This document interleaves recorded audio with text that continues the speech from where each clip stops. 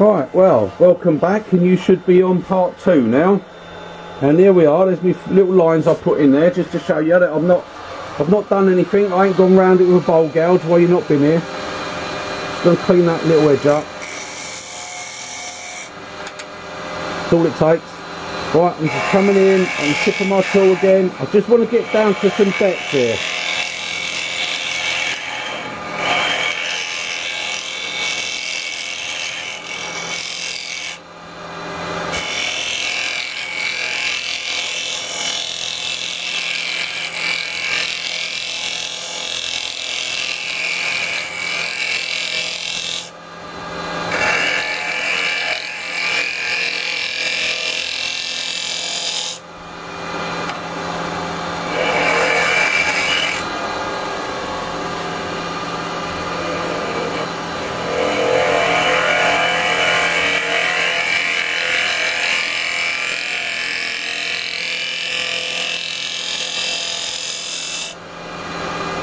Alright, I'm going to come down.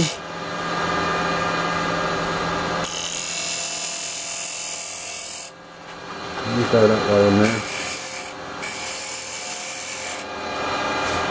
Right, I think what I'm going to do, I'm going to smooth it around a little bit more. Bring it down a little bit. And there we go. So I want to be able to come round this side a little bit and get down in this bottom.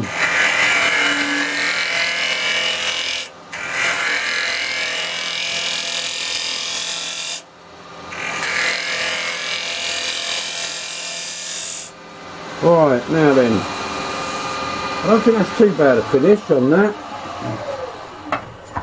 Let's have a look. Yeah, it's not giving too bad a finish there. A little bit of grain there. I think this bit of grain here is going to give me a bit of a problem. I think that's just the way the wood is. But what I'm going to do now, I'm going to switch over. I'm going to switch over to the negative rake cutter. Okay, so this is the negative rake 9mm. Got those in yesterday, so they're on the website, and we'll have a little go with this. Now I'm going to use it flat at first. Everyone wants to roll their tools over.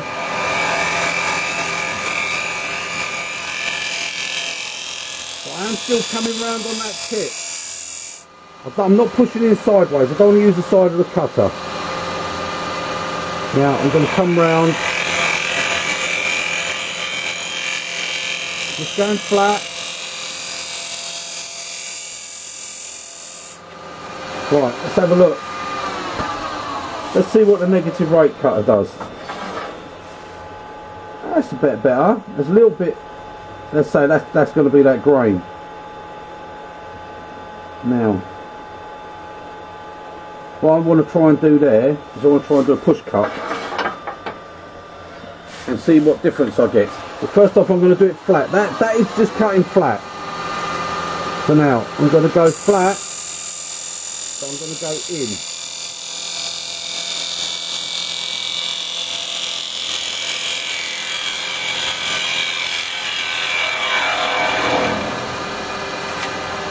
Right, now so let's see what we get there. Yeah, flattened that down. It's looking pretty good actually. Not a bad finish. It's not bad on that. Now that's with the cutter just flat.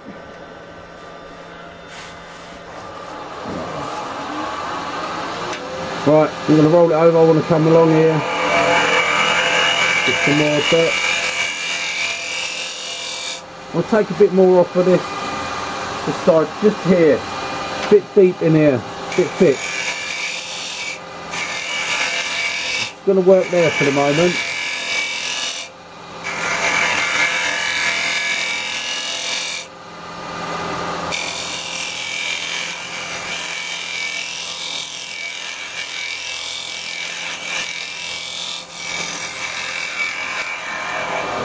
I must say, I know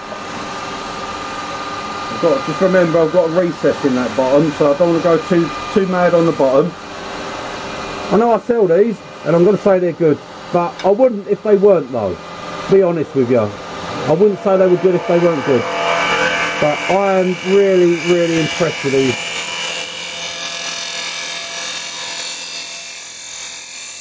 I wasn't going to bother with them at first because it's taken me a while to get them. I thought it was a bit of a, more a bit of like a gimmick really, the negative rake cutters. I want to see what it goes like. It's rolled over on a push cut.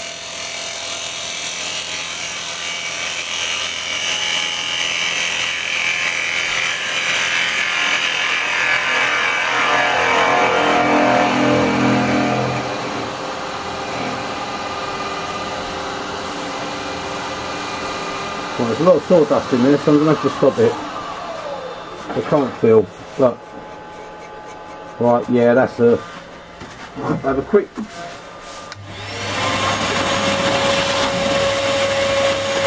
us some of that. Yeah, that's given a nice finish on that. Yeah. That's not too bad. Right, I think I'm going to go. Still a little bit thick there. Still thick on this side. You can see how thick I am on this rim. I'm going to bring this in a bit now.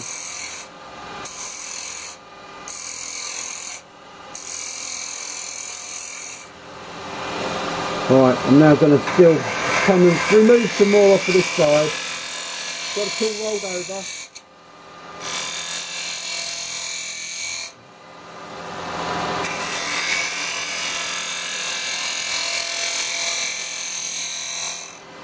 See, with wood turning, the thing is a lot of it is muscle memory.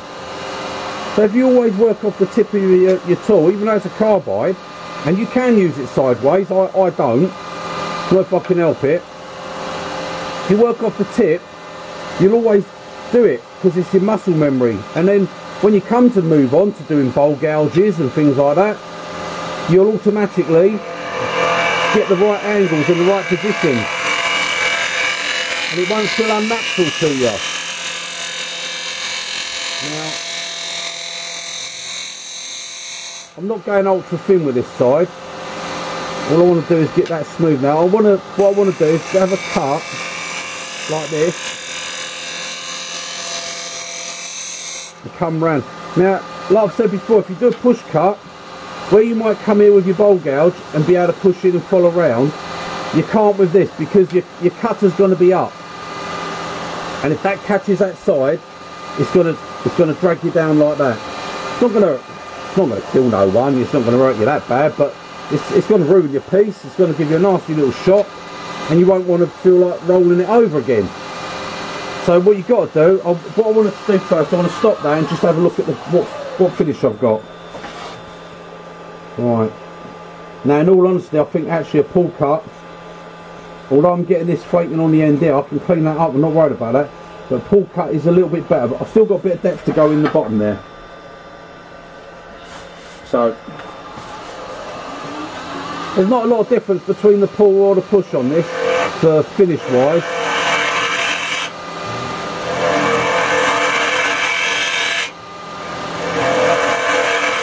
What I'm going to do, I'm going to just come across.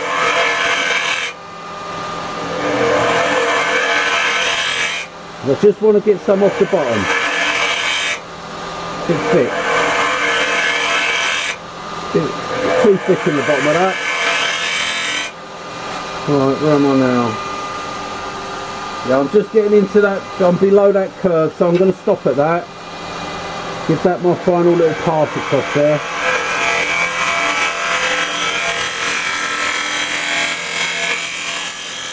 Move all this sawdust out of the way. Like it's snowing.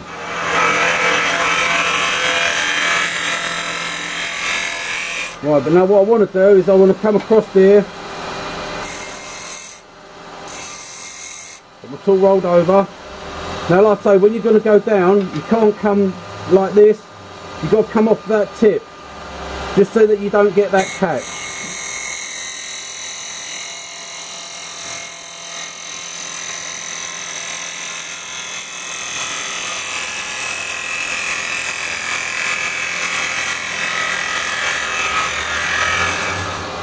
And if you get into doing that, It'll put you in good practice for when you want to move on to using bowl gouges or that.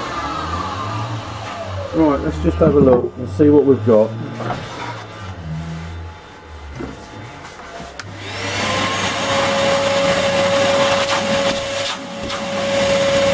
Right, I think that's a pretty clean finish there. I think we've got a pretty clean finish there. I don't know what this rim's like.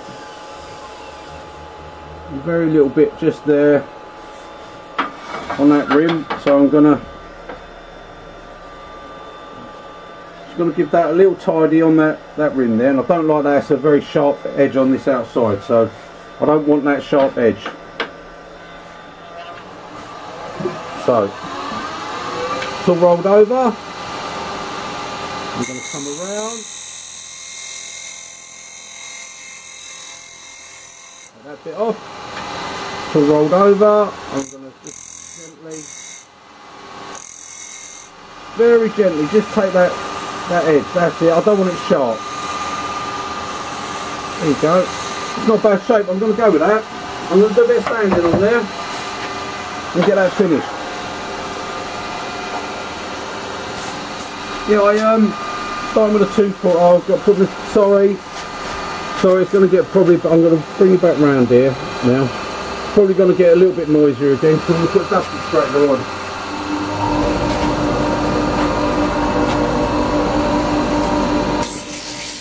Yeah, people seem to think it's very much a competition between, I'm going to take my mask off, I don't need it on now. That's better. That might help without muffling things. Yeah, people seem to think it's very much a challenge between Carbide and something else. It's not a case of that. Some people just don't want to go into all the other side of it, and you know, when you get into doing your half a tree trunks and stuff on your lathe and all that, you'll be well clued up on what you want to do by the time you get to that. You won't be putting none of that on your little MIDI lathes. You know, but if you just want to get out there and do a little bit, then Carbide's a pretty good way to go. And all I want to do is, like, I get so many people asking me, or saying that, you know, they've been told this and told that.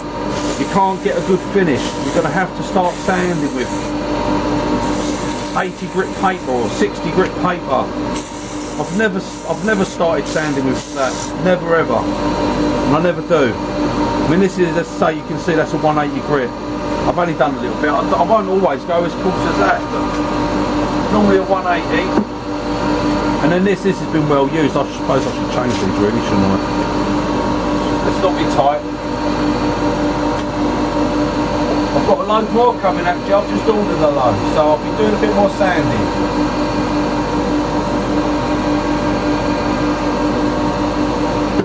Right, we go to the 240.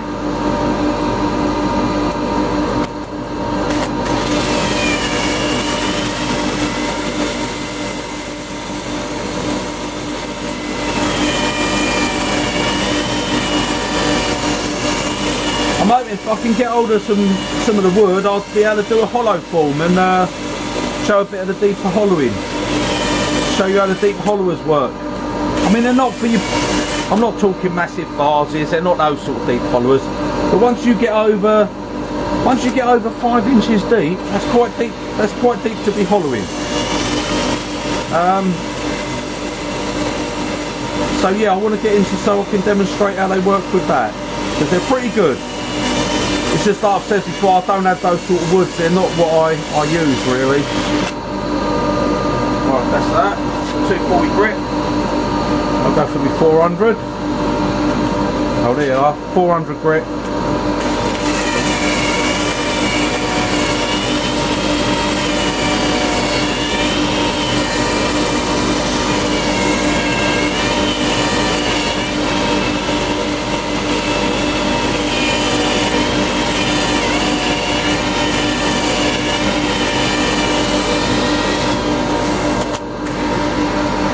Going to pick up on this little bit here because I just touched that edge off. Oh, I think that feels quite nice. I'm going to go with that. I think that's going to finish up alright. Right, get that dusting scraper off. Shut that noise up. It's getting on my nerves, so it must be getting on yours. Right. Just blow the camera off a little bit. You're getting a bit dusty standing there. You stand too close, so you're going to get covered in dust. You might want to step back a little bit. Right, let's get a bit of me paste on.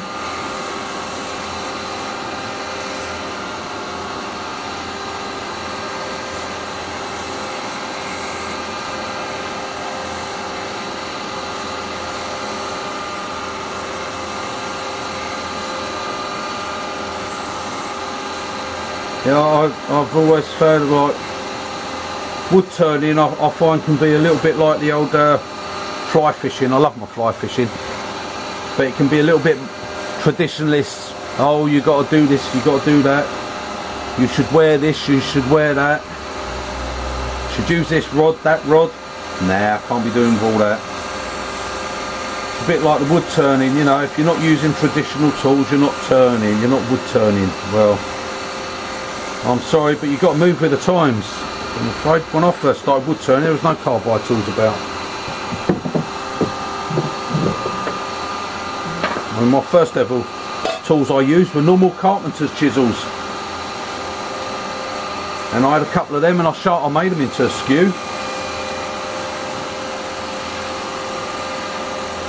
Skew and scrapers and stuff like that when I first started. It wasn't that they weren't available, so I didn't know nothing about it. I was given a lathe from work, and they had an old lathe and they let me have it, and I went home and didn't have no tools. I just started turning. I say it's only been over this last sort of 10 years that carbide tools have really taken off. They weren't really mad at one point, but then I say it's just learning how to use them properly. You can use them, you know. You can use them just the same as you'd use any other tool. It's just a tool, that's all it is. But the more tools you learn to use, the better you'll become. I mean, I love using my skew chisel, and I love using my bowl gouges. I don't turn a lot of bowls. It's not my thing, bowl turning. But it's taken a while. It's taken a few years to get to where I am now, that I can turn with any tool, pick up any chisel and turn it left or right handed.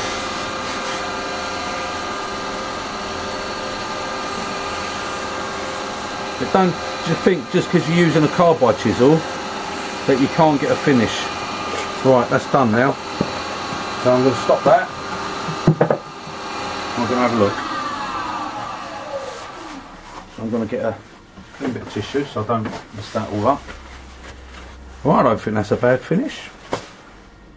I don't think that's a bad finish at all. Considering that's only been done with carbide tools. Now, there, look at that. Look at that finish. Hope you can see that all right. No torn grain there whatsoever. Smooth as a baby's. And my little recess. Now, if I decide in 6 months' time I want to give that another little wax in, pop that straight back on there, and I can do it. If I put this is my opinion. This is why I like to finish with that. Not all woods will let you do that.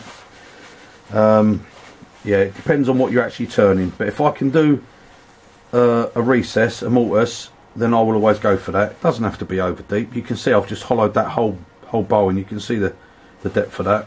It's not a big bowl anyway, so it's all right. But if I'd put a tenon on there and I held onto it, and then I would have had to mount it this way now, turn that off, and if I decide I want to mount that back on to do anything with it, I can't. So that's why I like them. But that's me. That's just me. But there you go. I think you can see, and that's just off of, you've just watched me do that whole bowl. That's off Carbide tools. Okay, right, well, anyway, thank you for joining me again, if you have. If you haven't, well, then you won't know what I'm talking about anyway, so it won't really matter. But if you'd like to subscribe, I'd be very, very grateful. If you need any help, any questions need answering, just drop me a line, drop me an email. Need any chisels or cutters, then again give me a shout. The Negative Rake, yeah, I'm quite impressed with them actually. I think they're really good. So, alright, happy turning, and I'll see you on the next one. And if anyone can tell me how I join these two videos together to make one long video, I'd be grateful. Yeah, I'd be very grateful, because I can't work out how you do it. Alright, thank you very much. Happy turning, and I'll see you again soon.